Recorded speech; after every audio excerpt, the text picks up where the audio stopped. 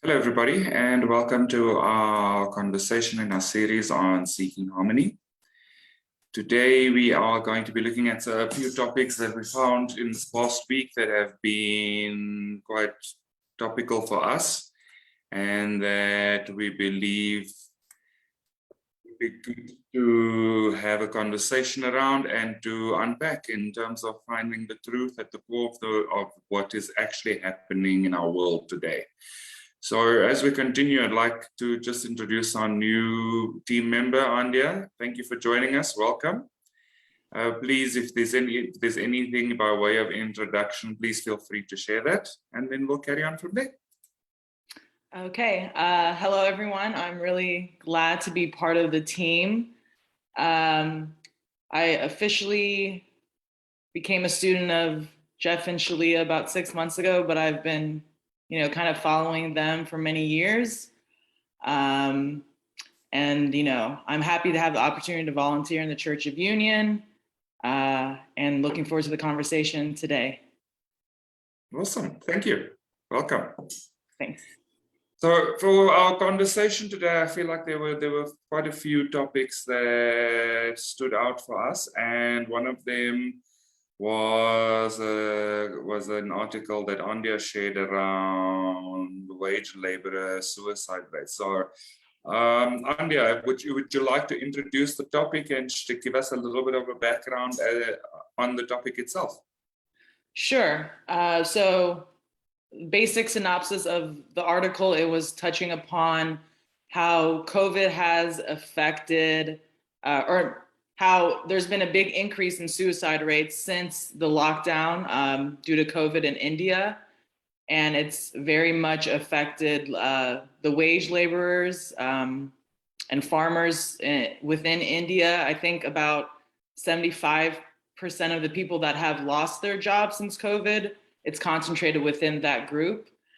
So the article really highlights basically how all these imbalances were brought to the surface within the Indian society and how it's really affected the most vulnerable group, people living in poverty, and how things like climate change and also taboos around mental health and just an ineffective mental health system has made the problem even worse.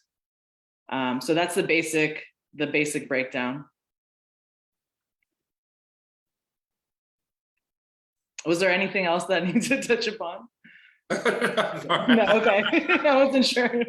No, that was great. Thank you. Okay. So yeah, I think something that would probably been quite interesting is also if there was a greater comparison across other wage earning people in other countries, because I believe that COVID has had a significant impact. And just for me, because I do human resources, and one of the things that we are currently considering is predictive modeling around higher default rates and things like that for specifically when it comes to employment, so that there's those predictive modeling around higher propensities to commit fraud and things like that, because of the fact that I work in a bank. We do a lot of work around background screening for employment and that kind of thing. So I think one of the things that has come out for us is that the default rates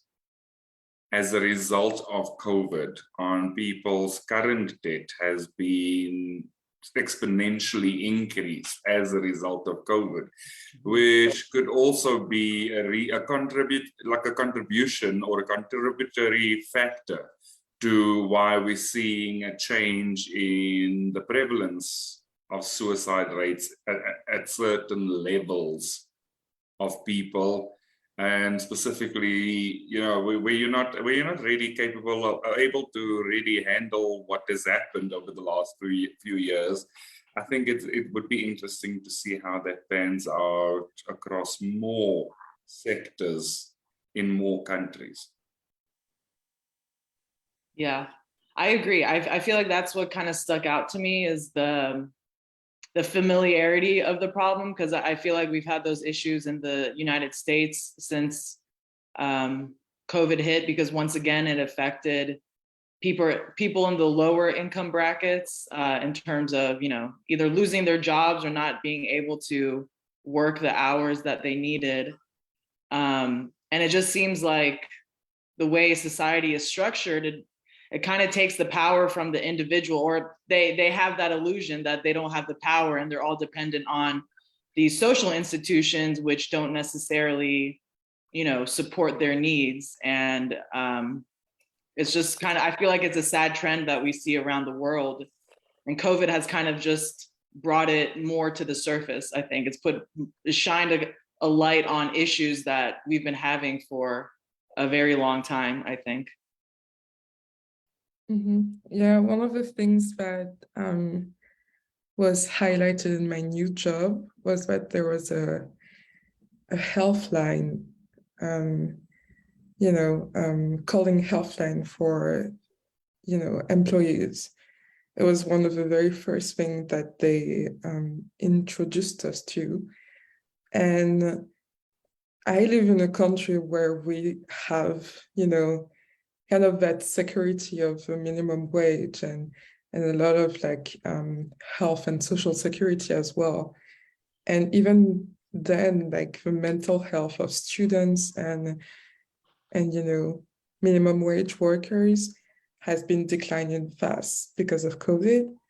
And so I think the fact that it's touched us that much in a Western country, is just a testament to the healing tools that we need all around the world to cope with the crisis that we have been experiencing for the last 3 years, basically. And yeah, the fact that it's happening like that in India is so unfortunate, but just a very good illustration of how much the focus on mental health and spiritual health needs to be taken, how it needs to be a priority for everyone as individuals, but also everyone as a society.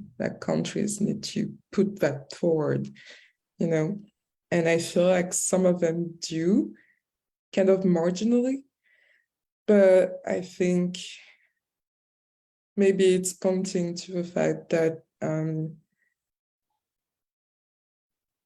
there's definitely a greater need for spiritual and mental health, and that maybe our countries need to be shifting towards that at the center of our society, because I think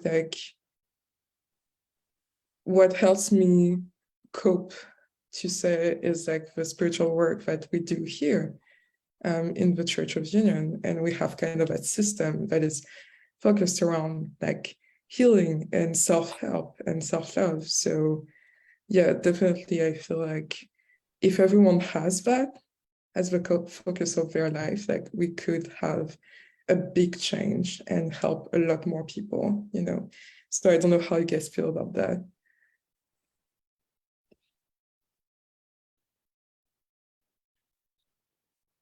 Yeah, I think that is really important, and what it was saying in the article was really interesting, that there was such a stigma around mental health, and which is still, it's a thing that the entire world is working through still to some extent. But I thought it was crazy that there were 10,000 mental health professionals in India, and 1.3 or 1.4 billion people, which is a huge disparity. And I think part of me was thinking too, and this would be just something to think about too, is that maybe some of that type of help for someone's emotional well-being would be carried out not by mental health professionals per se, but maybe by other people,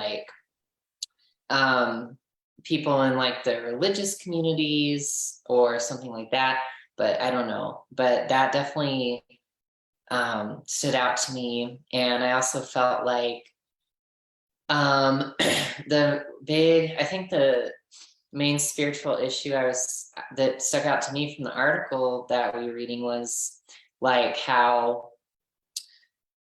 I guess, just a lack of faith in God, or like there's a feeling of like not having trust there, because the situation is one where it looks like everything, it seems to be not working out or against you, and it seems like there's like no way out.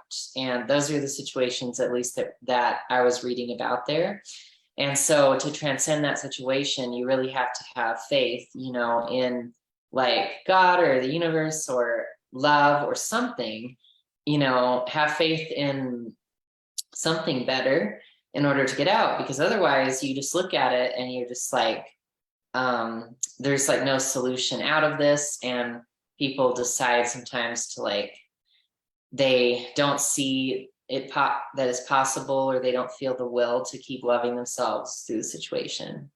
And so they try to escape, you know, through death. And so I think that's the main issue, like having faith. And also, yeah, basically just seeing that your source isn't other people, you know, or your source isn't like the government per se, even though your good can like come through that way. Like one of the interviews talking about how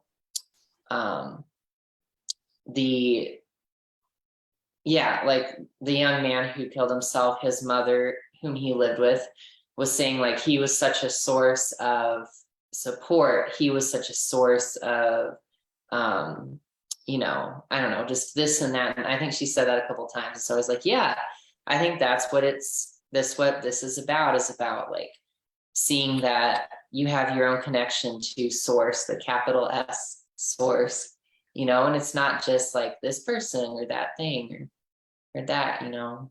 So yeah. Yeah, that's something that stuck out to me too. Honestly, through all the articles that I read, I felt like there was this, lack of faith in the creator and the source of life. And, you know, a lot of people just put their faith in social institutions, which don't really align with those values. And it's hard to find leadership that is attuned to that. I mean, hopefully that changes and we get to a place where God is present in those institutions. But, you know, I feel like it's just so hard when people live this one way for so long and they just think that, you know, their good is outside of them and it's going to be through the government. And then there's like always a group of wealthier, you know, people that have the, that basically, you know, have a greater hold on the, oh God, what is the word? The resources in a country, you know, they just manipulate it. And I think what you're saying, Sage, is right. Like if you're not able to kind of see past that, it's unfortunate, but it's easy to see why people feel so hopeless, because it's basically like they're turning, you know, they're forgetting who they really are. And but I don't know, I feel like it's really hard unless you have the blessing to come upon you know, some teachings that illuminate that for you. It's so hard to just forget, you know, the truth in that way. Definitely, because extreme poverty is so freaking hard, you know, and it's hard to get out of, and we can see why it's easy to get desperate there, you know, because you feel like you're powerless and you don't have solutions. And obviously without like the good teachings or the good resources, we get taught that we're always going to be manipulated or taken from, or some type of hierarchy is in place where you or is going to be robbed basically of your resources, and that belief in poverty So yeah, it's like just a big challenge for the entire world to see that we are abundant and we are divine and we're meant to have that system that gives to everyone and keeps on giving. Yeah, but I think something else that both you and Andrea mentioned is this the energy of powerlessness that we see playing out. It's really, for me, at the core, it feels like there's a significant subscription to a feeling of being powerless, or subscribing to this illusion that your power is outside of yourself. And so you're going to find that where people may have, while they may not have as many resources, even the little that they do have, they don't see that they can do or achieve something with it. And then again, it's a mindset. It's a movement in shifting their mindset. And yes, it's easier said than done when people are really struggling. But at the same time, that relationship with struggle is what needs to be healed at the core of this whole situation, is that relationship of struggle. But it's also that perception that there is no good and there is not enough good for everybody. So there's a lot of giving away power in that there's people not claiming they're good, subscribing to a sense of powerlessness. And then there's the opposite side of it in terms of the stigma attached to mental health that we've dealt with before. And we have found it to be more prevalent amongst people of color. And because it's such a stigmatic thing in communities of color to speak about mental illness, to speak about mental health, to even just also remember that it's okay to need help from a mental health point of view, that we're constantly seeing as a challenge. And I'm finding it as well in the company that I work. We've got significant resources available for people to use through our employee wellness program, but they're not making use of it because there's still the significant stigma attached to even just making use of the service, regardless of the fact that it's actually quite confidential. And so the only thing I would actually get is a usage prevalence report and nothing else. There would be no identifiers that could make me pinpoint where those people sit in our organization. So there's a lot of distrust in the system still.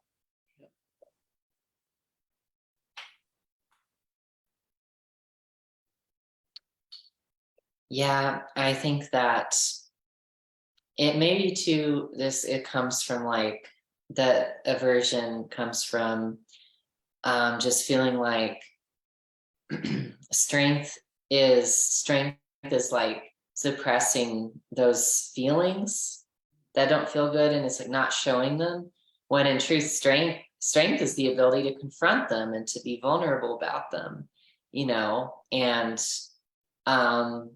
yeah, you know, I mean, there's an extent to which, yeah, strength is like persevering even if you do, like, those feelings are coming up for you. But when it gets to the point where you're suffering so much, or even at all, and you don't open up to anyone about it, that isn't true strength. But yeah, I understand it's something that people are like really, some, depending on the person or whatever, like, can be really invested in, because yeah, you know, I think we probably all grew up with that to some extent. I think you could even say that. Yeah. I was actually thinking about misperception. Sorry, Andrea. It's that misperception that there's strength in silence. Mm-hmm. And the misperception that we kind of need to suffer in silence. And the fact of the matter is we don't actually need to suffer. So it's kind of choosing to end that relationship with suffering and with struggle and to remember that we are individually powerful in our own right. And I think that that's really the core of what we have learned as unionists, is that we do have very significant individual power, and it doesn't necessarily need to be exercised in relation to somebody else or something else. Yeah. Yeah. I agree. I was thinking about, my own experiences with that, because both of my parents are from Iran, and there's like kind of this cultural taboo too around mental health and just being vulnerable and expressing, sadness or grief, or you always have to kind of put on a brave face. And it's so interesting, like how it kind of becomes part of your identity and your culture, which it's not really the truth. It's just something that has been just told to you and made up. It's not, I mean, to me, that's not true Iranian culture. It's not suffering in silence or being a martyr to, something out like, or to anything. And so it's just, it's interesting how the mind tries to weave things like this and make it part of who you think you are, but it's really, that's, the furthest thing from the truth. Yep. You're both right on that. Like, yeah, ending the belief in suffering, and also ending the belief that people of color have to, do it all alone and not seek any help and suffer in silence, which is the ending of suffering yet again. So definitely feels like the core. Good. Yeah, I feel like that feels like a good transition point into our next topic. And so, yeah, Sage and Isaiah, would you like to go ahead and introduce the next one for us? Yes, I would say I feel like talking about China and, the Congress, the People's Congress going on there. I'm not sure if I used the right term, but some sort of political gathering, and that may go by this name. And I thought it was really interesting. One thing I noticed about Xi Jinping is that he's really like trying to become the next Mao, like Mao Zedong. Like I noticed that, like in reading articles throughout these past months, there's been like his face on billboards, trying to build a little cult of personality, going from Mao Zedong thought to Xi Jinping thought as being the country's philosophy, and even him like dressing like Mao.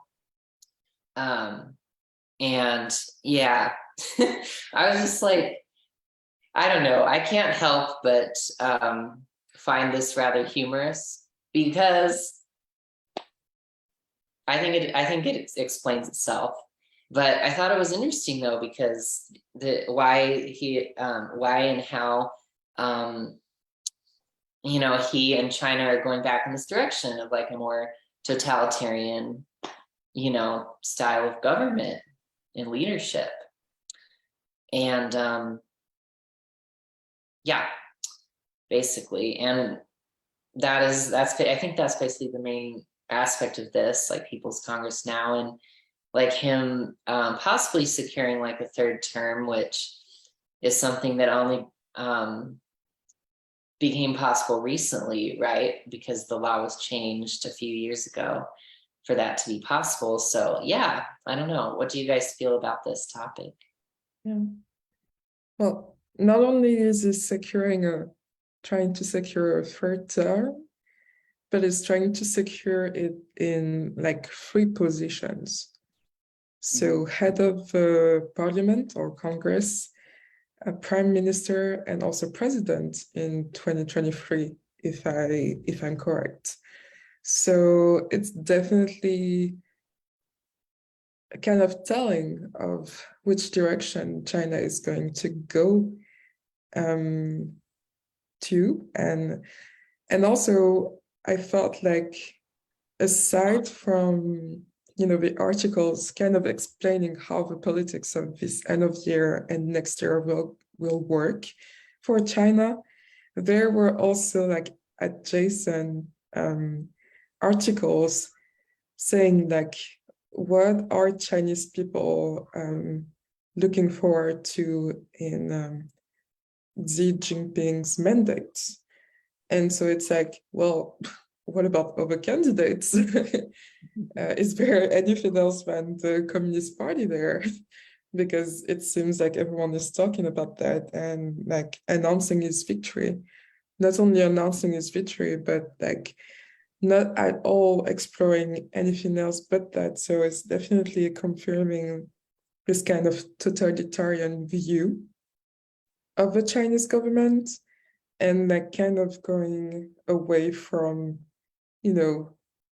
democracy in a way, because we're not talking about any other candidates, and not even expecting them to have any chance there. So yeah, I thought it was kind of telling and also kind of shocking that today someone would have like 3 leader positions in that way, like all of them, and also head of the Communist Party. So yeah, that's a lot. And I just, what do you guys feel about that? Because like film-based articles were going deeper into how China works, and I feel we learned a lot just from that. Mm-hmm. Yeah, I feel like it kind of touches upon that issue of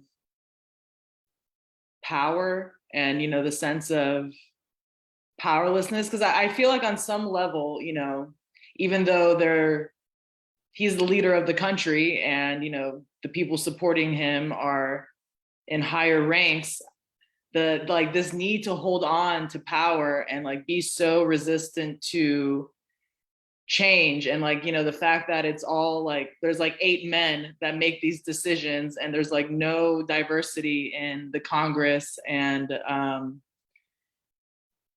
it's almost like they have this sense of powerlessness and they're just kind of holding on to what they think feels right. And in a weird way, like Sage said, it feels like history is repeating itself, with what happened with Mao Zedong and the Cultural Revolution. And, that was not a very, I guess, good time in China.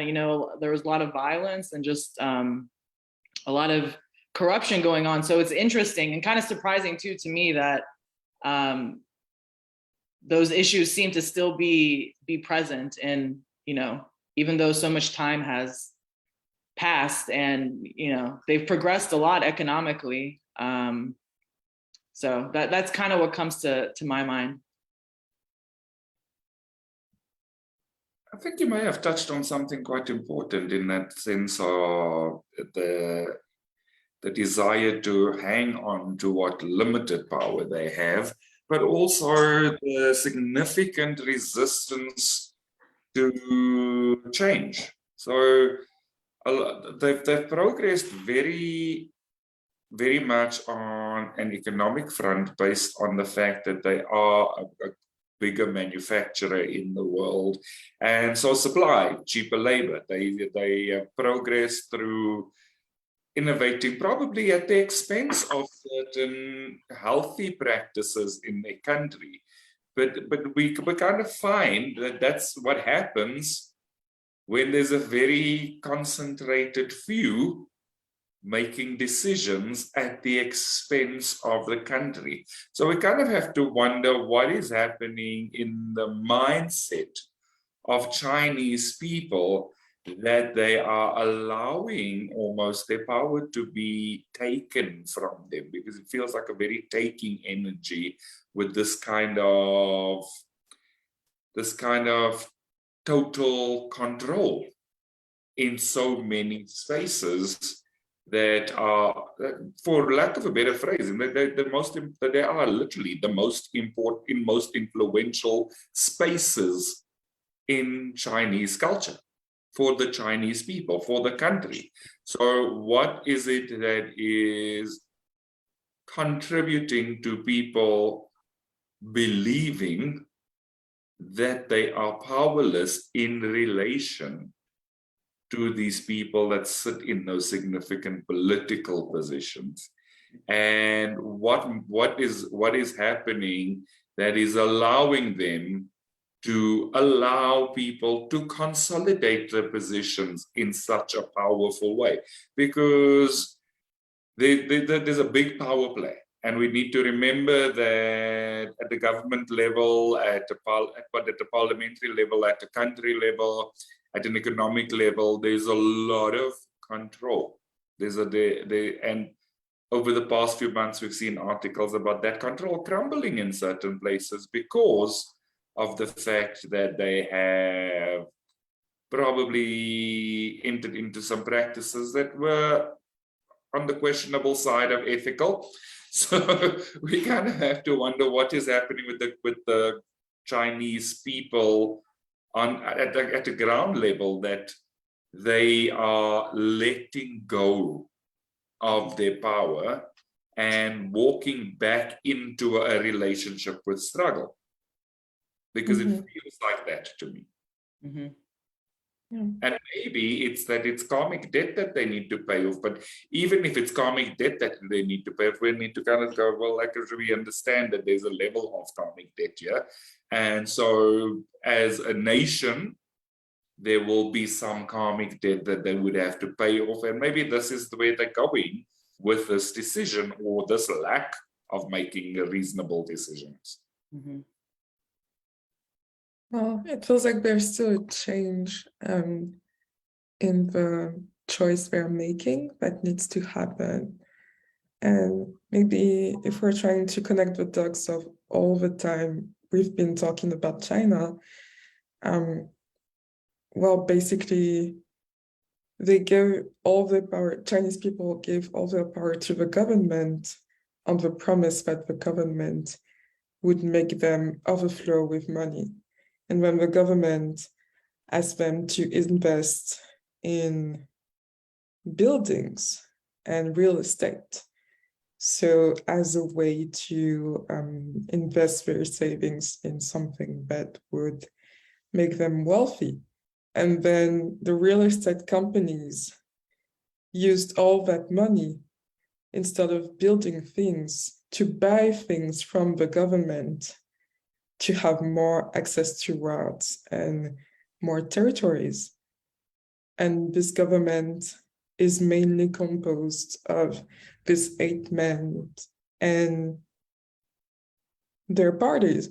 So if you're seeing the cycle in that way, it's like, well, there is something that obviously the karmic debt is accruing there, but there's something that needs to change to break that cycle that seems to be so detrimental, and at the same time giving all the power to only one source, with not with a capital S here, but basically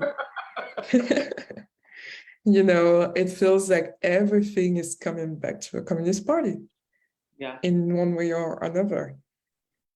And so obviously people might be feeling trapped. Well, we gave that power to people on the promise that they would do something else, so we're waiting for that promise to happen. So we either have hope that it will still happen, or we feel trapped and we don't know what to do, is how I see it, basically. I feel like Sage wanted to say something. Yeah, I don't know. I feel like this reminds me of, it reminds me of what Andi was saying about like cultural identity in a way, because maybe part of this has to do with how there might be some resistance collectively, you know, in some places, in like Russia or like China, where the resistance is saying like, we want to maintain our identity and who we are, and we want to like our identity is like different than like the West, or like opposed to the West. And so, and that doesn't necessarily mean like you have to be like a country with a totalitarian government. And it, you know, to retain your own identity, you don't have to be that way. But there might be that feeling of like us versus them, as in like, you know, they have democracy, we have dictatorship, or whatever word that would be used, you know, like the government of the people, or government of maybe the wise few, some people would think. I don't know how you would phrase that, but that was what I was thinking. And then also, yeah, just feeling like if you want to, do you have a choice between being westernized or not westernized, but like, what does that mean? Can you still be yourself while also allowing, you know, freedom and democracy and having empowerment? Like, you know, you don't have to look like a Western country or a Western person in order to be empowered. You can still have empowerment, you know, no matter who you are. And it kind of reminds me too of like the deification of the emperor, you know, like in Chinese history, obviously, like before the Communist Party, like there was the emperor or the empress, and they were like seen as being closer to the divine, you know, than the ordinary person. I think that even though the Communist Party was revolutionary, I think that coming out of World War II and like the massive casualties China had, there might have been this feeling of like, let's go back to the older model of having like this almost deified, almost imperial ruler, who that person, we're going to vest our power into them. And that feels more maybe secure and stable, you know, even if it wasn't. And I think that we're seeing that too, because economic growth hasn't been like rising under Xi Jinping more, but so that's not happening. And yet he's also consolidating power. So maybe that's all that matters, is like this illusion of something that seems stable, you know, I don't know. But China's the opposite of stable right now. So I don't know, it kind of doesn't make sense. And maybe it's not, doesn't have to, but yeah, that's what I was feeling with it. So it's interesting that you share that, and I agree with you that there is definitely a desire for some level of stability. And for as long as the deflection from who's actually been behind all of the decisions that have been made continues to happen, and there will be this illusion that there's a level of stability in the form of one or other person, because a lot of the economic and climate crisis is being pegged on companies, forgetting that those companies were actually at the mercy of their central bank and their lending institutions. So there's the thing that these companies have actually betrayed us. And so we believe that the government might rescue us, but the government has been complicit in this betrayal. And I'm not sure to what extent that relationship is being viewed by Chinese people, or even reviewed by Chinese people. Because we've seen that there was no separation between what happened with the property crisis and the fuel crisis. And from the point of view that the companies and the government were really all in it together, and whether it was collusion, who knows who knows what it could have been. But we know that there was no separation between those type of entities going into these crises, and yet the Chinese people seem to have the mentality that somebody is trying to rescue us, and that somebody is a figurehead similar to what Mao was at some point in our history. So I think there's a little bit of confusion as to what is the core choice that needs to be made here from the Chinese people.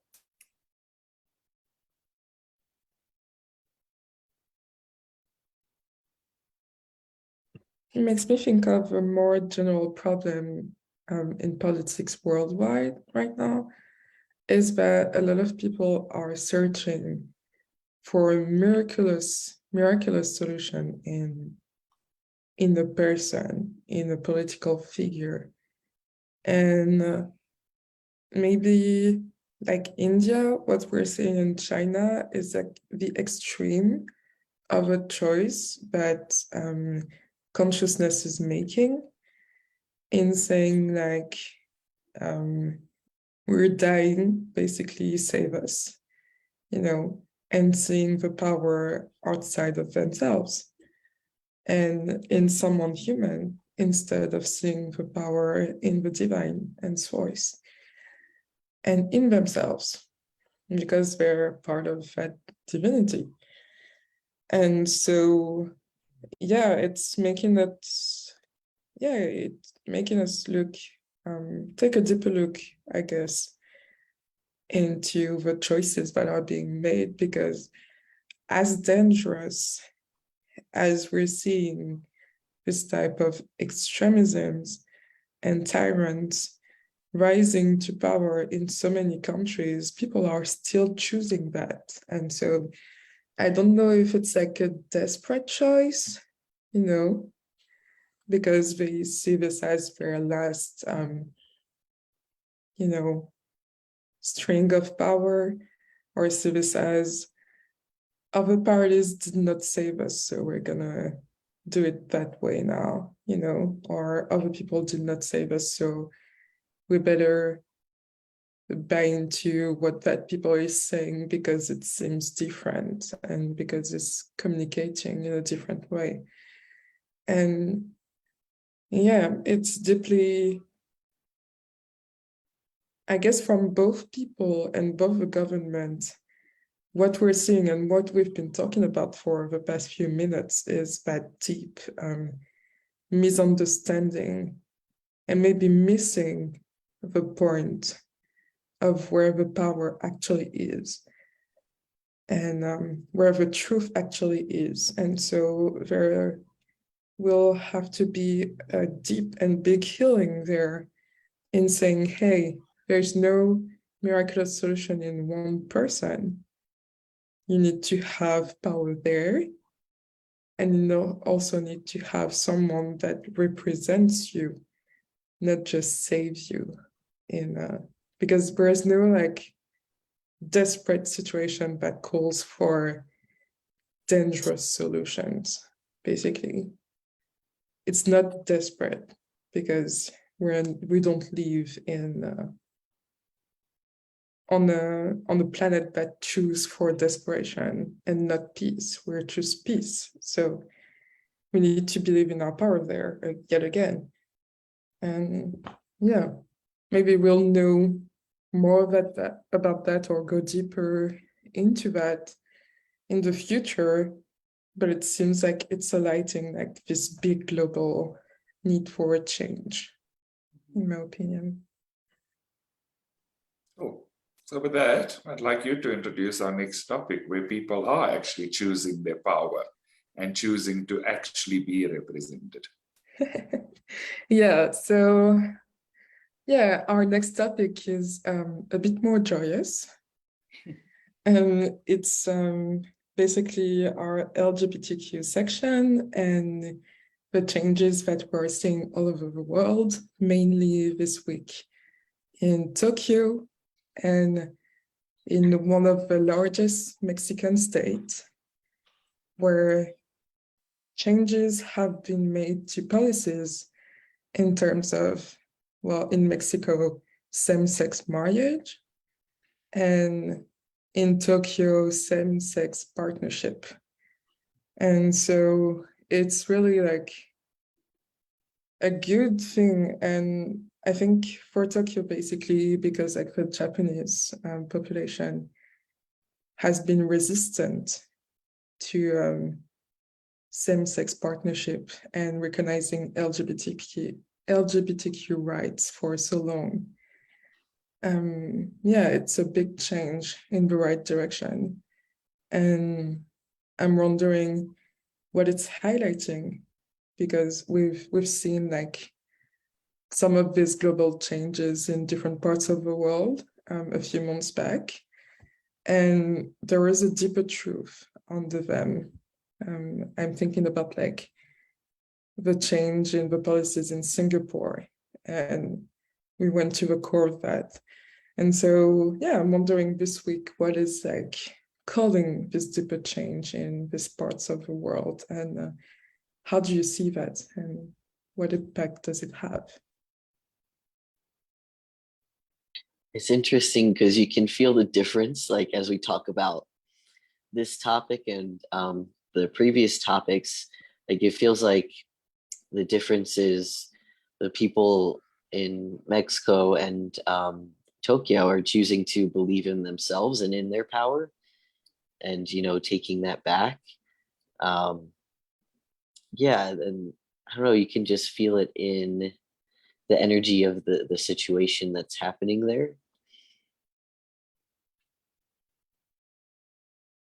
Yeah, it definitely feels to me like there's been a shift in the perception of where that individual power lies, and also in the choice to be accepted for who you truly are. And so, yes, there might be small milestones in some of these policies, but they're still big in relation to the location that it's happening in.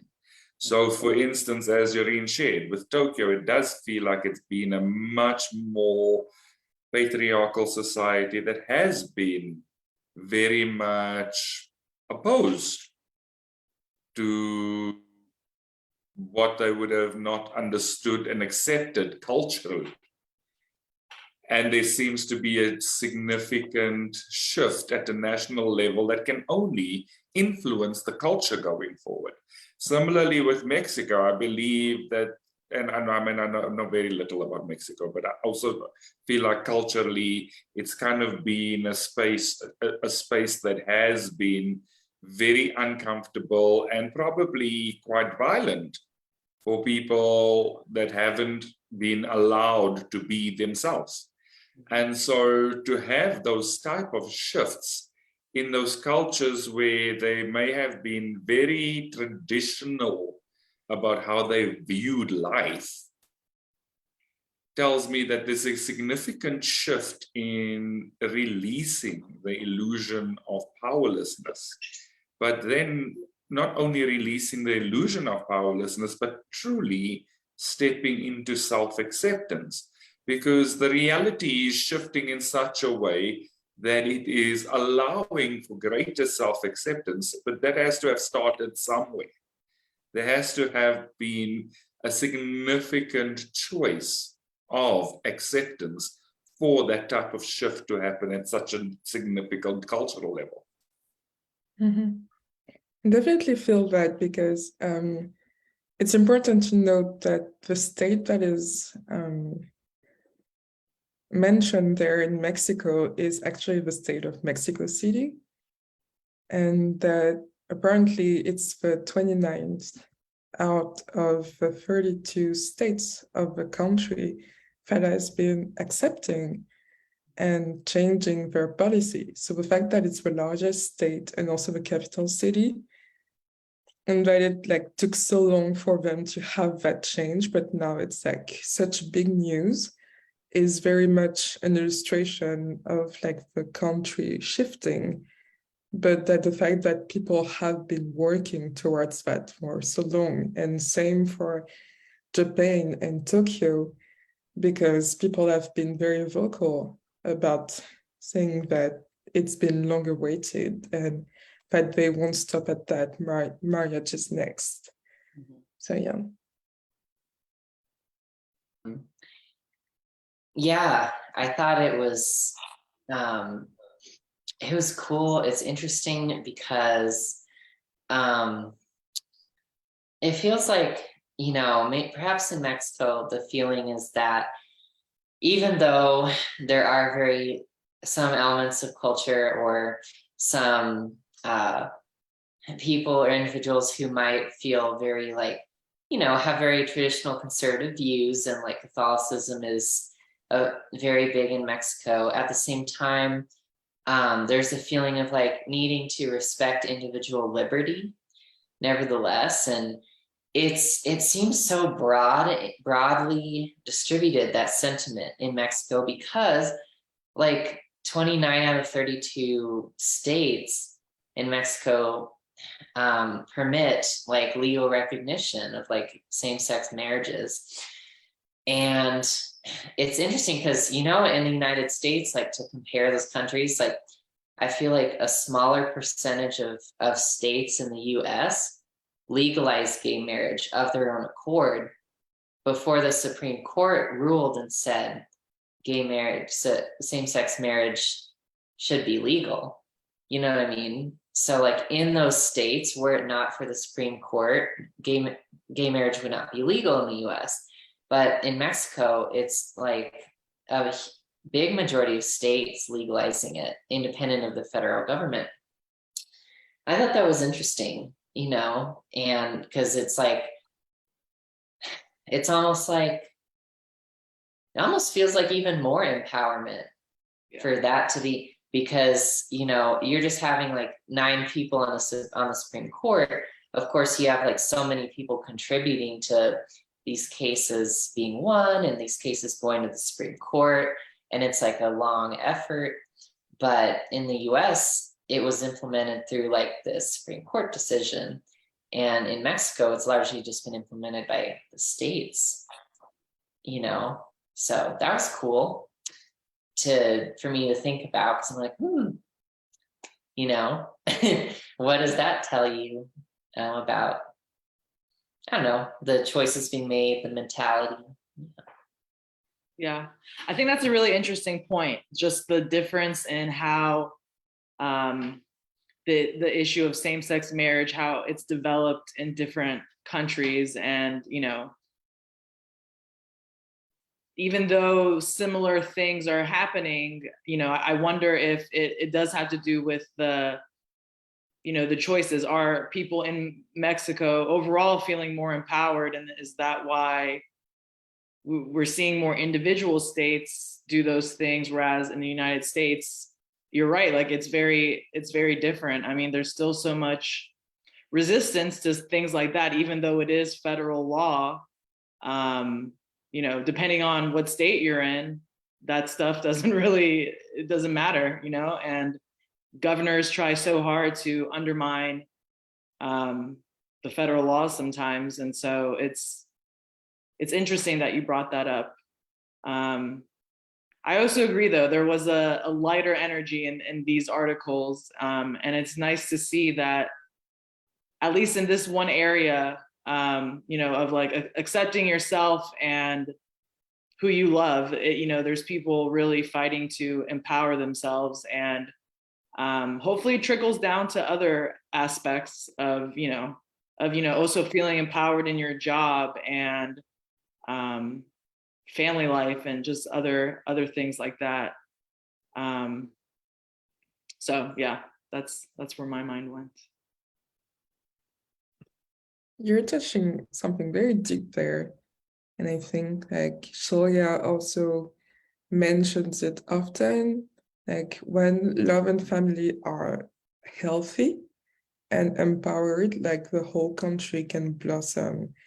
And so the fact that people are claiming this power here, it may seem like nothing, or, you know, just another state, but the fact that it's so large, but capital cities are recognizing this change.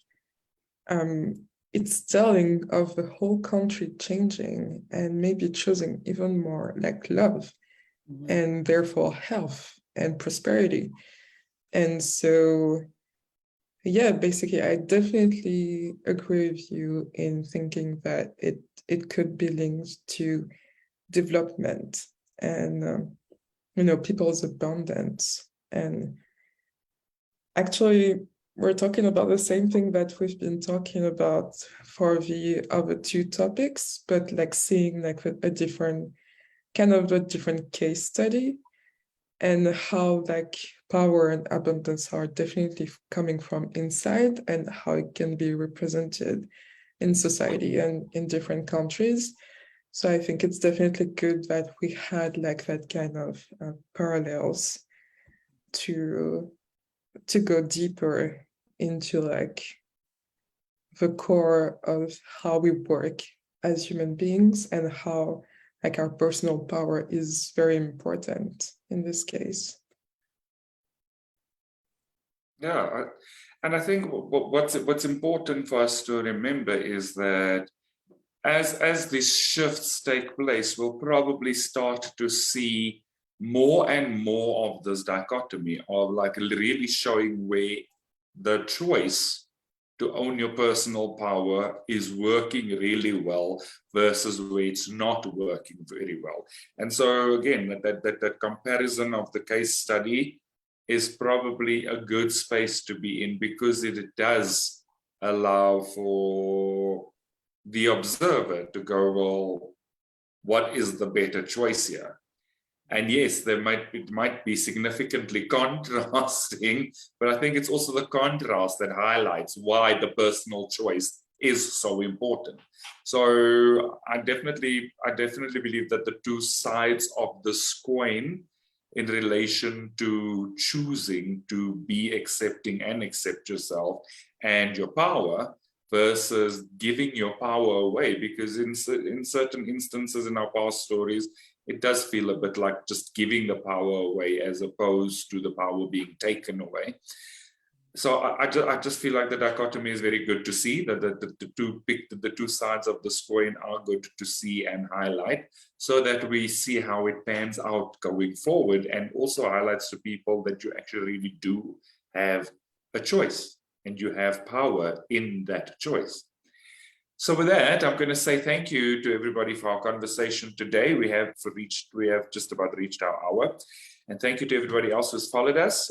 Please feel free to like and subscribe to our Church of Union YouTube channel, where you will find all our previous conversations, as well as any other live discussions that have happened in our Unionism Spiritual Discussion group on Facebook. And we look forward to seeing all of you next week. Thank you, everybody. Bye-bye. Bye.